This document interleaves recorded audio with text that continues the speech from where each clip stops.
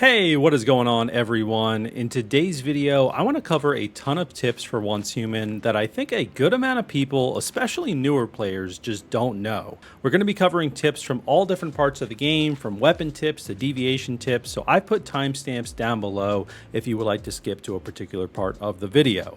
Now, if these tips end up helping you out, definitely drop a like and subscribe down below to help support the channel. I'd also like to thank the video research team that I have in my Discord that helps me verify information, and they've also sent over a few tips that are in the video, so I put their links in the description down below if you would like to support them. All right, let's get straight into it. So you may notice when you go to your disassembly bench, when you click on weapons in the top right, it has a little icon here. So this icon is present for weapons that drop in the world that get added directly to your inventory. So this is not going to be for weapons that you've crafted. This will just be for weapons that get dropped directly to your backpack. So you can see that by this little indicator on the top there. It says dropped gear. And essentially what this means is that when you go to disassemble this, you will get something called a calibration blueprint. And you can see that it says that for this calibration blueprint, it's for the SN700, AWS, and Hammer series sniper rifles. It's a one-time use calibration attribute modification item that replaces calibration attributes in the intermediate and advanced gear workbenches. So if I go ahead and just disassemble this right here, you'll see that this gets added directly to my inventory. So if I go into my my tools here, you'll see that I have all these different calibration attributes, including the one that I just got. So in order to use these, you go to your gear workbench and you hit calibrate, and then you're going to want to choose a weapon that obviously you have a calibration blueprint for. So what I'm going to do is I'm going to just click on this baseball bat here, and you'll see an option that says replace calibration attributes. So all the weapons in the game will have different calibration attributes. This is only for weapons. Armor has something called set effects, so they actually don't have calibration attributes, but it will work for weapons. And based on the tier of the weapon that you have, you'll be able to unlock different calibration attributes. So you can see I can only upgrade this to weapon calibration 4, so that means I can only get this first calibration attribute. And actually, if you hover over this, you can see it says when the weapon calibration level reaches 4, 7, and 10, you can activate an additional calibration attribute. So this one would be for 7, this crit damage 10%, and then this one would be for 10, which is crit rate 4%. So if I wanted to replace this calibration attribute here, I would click on this. You can see I do have something that works for swords, baseball bats, and heavy melee weapons. So if I go ahead and click on this calibration blueprint right here, this is going to cost me Stardust Source. So it's important to do this. I probably shouldn't be doing it on a weapon like this, but I would say it's important to do this when you actually have a weapon that is fully calibrated, that's a tier 5 weapon, and a pretty high blueprint tier weapon. I would only really do these calibration blueprints when you do that, because it's going to cost me 500 Stardust Source, which definitely isn't a little amount of Stardust Source. But if I go ahead and I use this on this, just for the sake of the video, I'm doing it for science. You can see it says calibration blueprints are a one-time use and they cannot be retrieved once used.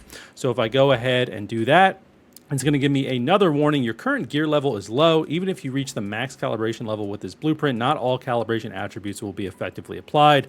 So I'm going to do this anyway for the sake of the video, but I recommend also maybe don't do this unless you have a higher tier weapon. So you can see that these calibration attributes were then changed here. So now I have movement speed plus 7.5%, light strikes continuously increase melee attack speed up to plus 30%, and then also the tier 7 and the tier 10 calibration attributes also change. So again, I would not recommend doing what I just did, but just to show you how calibration attributes work, and you can get these calibration blueprints from any weapon that really drops in the game that has that little icon when you go to your disassembly bench. Another tip is if you go to your gear menu here, you'll notice an option in the bottom right that says save when you hit H. So if I go ahead and click save here, you're actually able to save up to 10 different loadout presets. So if I want to save this one right here, I'm trying to build a burn build at the moment. It's not fully optimized yet, but I'll just go ahead and save this anyway. If I hit R, you'll see it'll save everything right here. I can click on this, click into it, and then I'm able to rename it as well. So I'm going to just call this burn.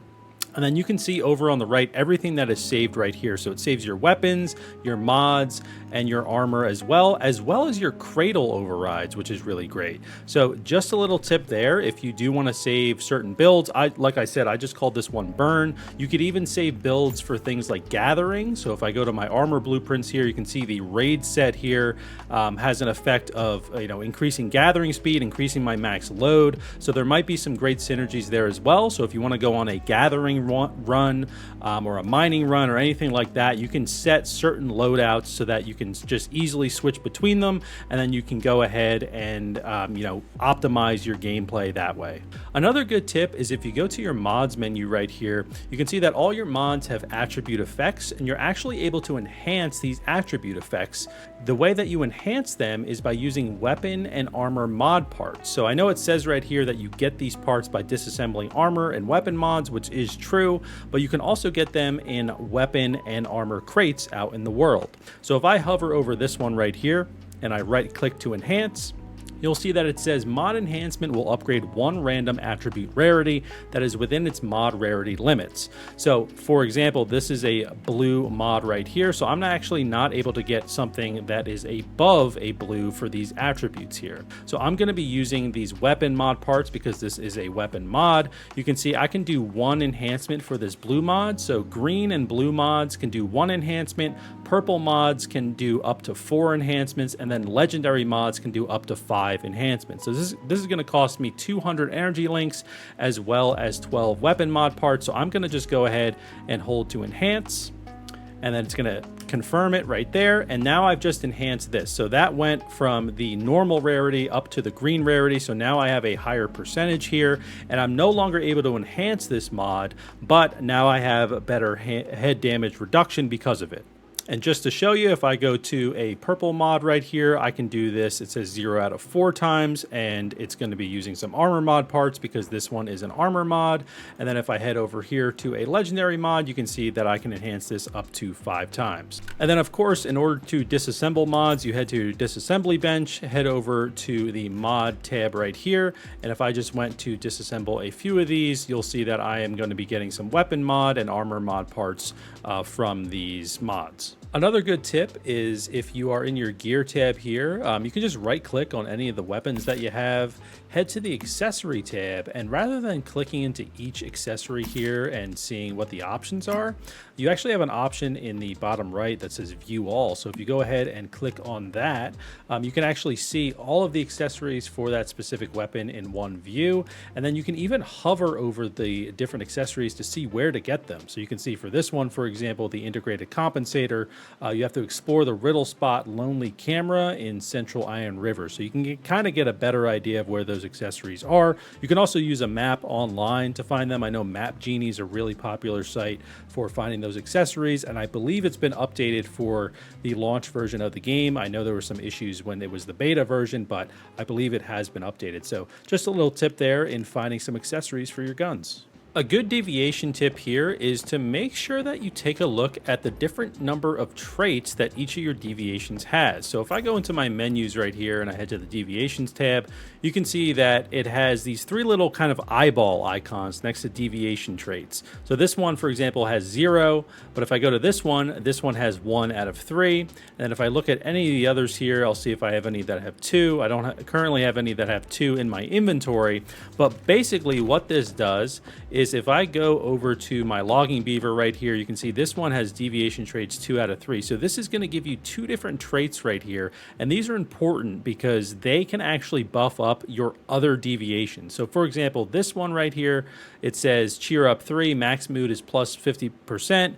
Deviant power recovery speed minus 5%, but then this one right here says faster mood and deviant power consumption and working speed plus 10% for territorial deviation. So this is also affecting the other territory deviations like Digby Boy at my base. So I would recommend if you have any deviations in your backpack currently that have more deviation traits than what you have in your securement units, I recommend swapping them out, especially if it has a higher skill rating. Another good tip with one of my favorite deviations, Festering Gel, and there's a reason that I've taken damage and I have such low health right now. I'll show you in just a second.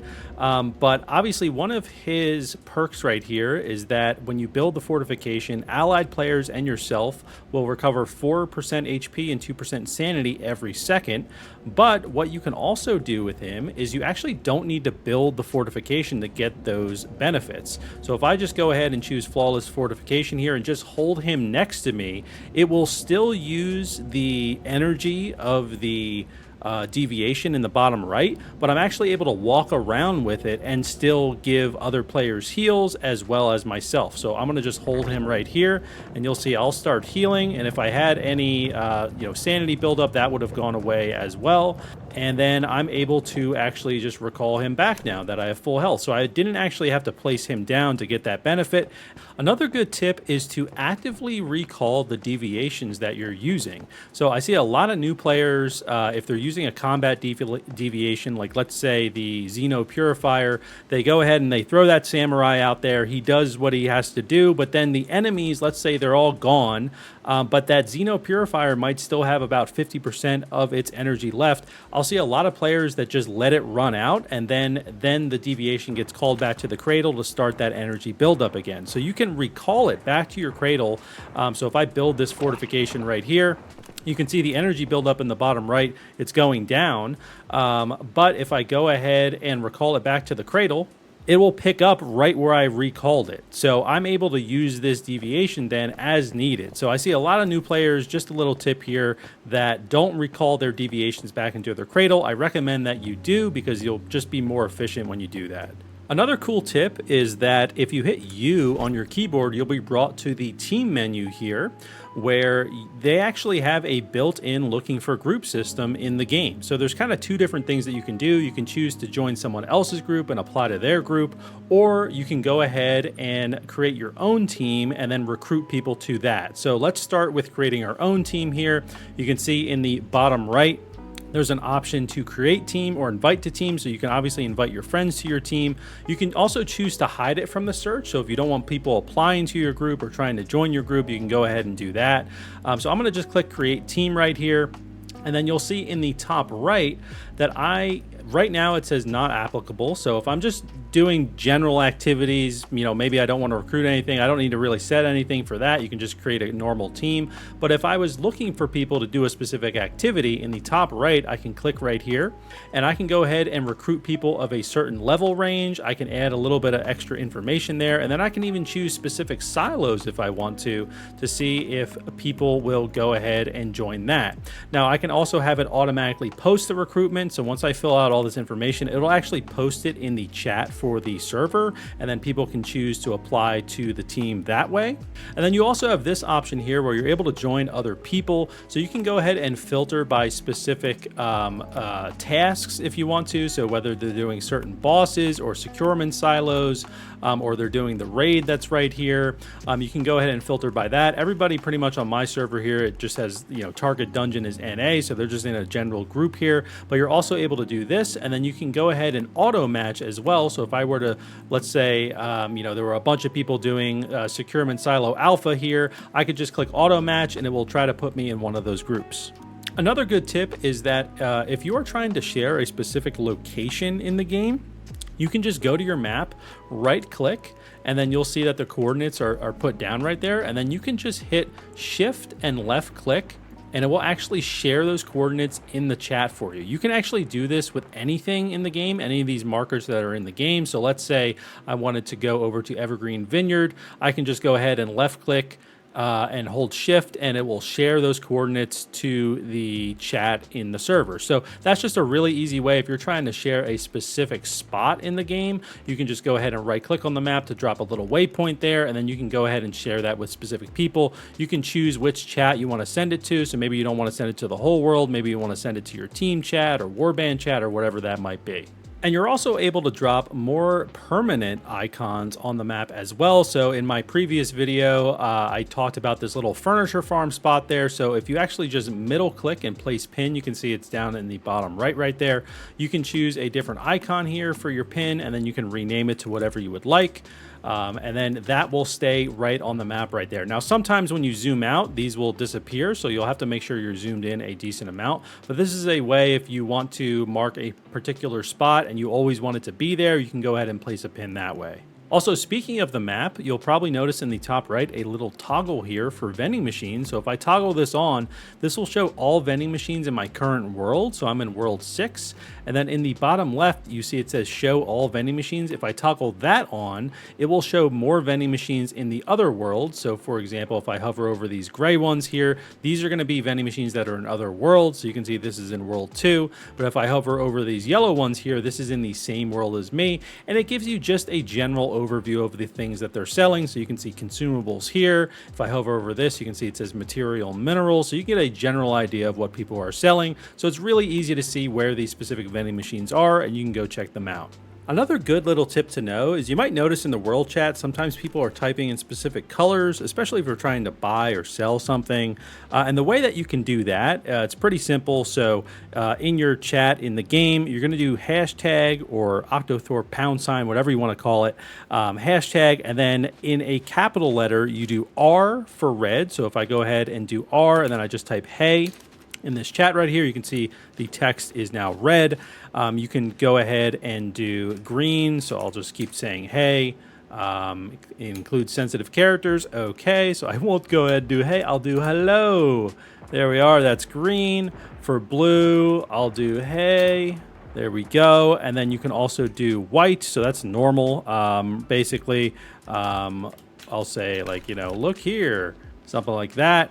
And then you can also do yellow. So I'll just type yellow. And then you can do black as well. So I'll type black right there. And then you can also do custom colors. So if you know a hex code for a particular color, if you just Google color picker, you're able to use Google and get a specific hex code color. But you're going to actually do hashtag with a lowercase c, and then you can go ahead and try a specific color. So I'm going to just go and try, I don't know, this right here. I'm going to see what color this is, and I'll say hello. And that one is a purple color right there. So that's how you can do little custom colors in the chat in Once Human. Another tip for cosmetics for your character, and this is up in the top right here in your menus, is if you click on any of these cosmetics here, you actually can click up in the top left, and these will show the different sets that you have so that you don't need to individually choose those cosmetic pieces. You can just go ahead and choose an entire set to equip it. And that's pretty much all the tips for today's video. If you have any other tips that you think might help out some new players, definitely drop a comment down below. I would love to see it. And I have a lot more videos on the way, so be sure to subscribe for more Once Human content. Thank you guys so much for all your support so far. We've got an amazing Discord community as well, so I've put that link down in the description below if you would like to join. But thank you guys so much for watching. I really do appreciate it, and I hope to see you in the next video.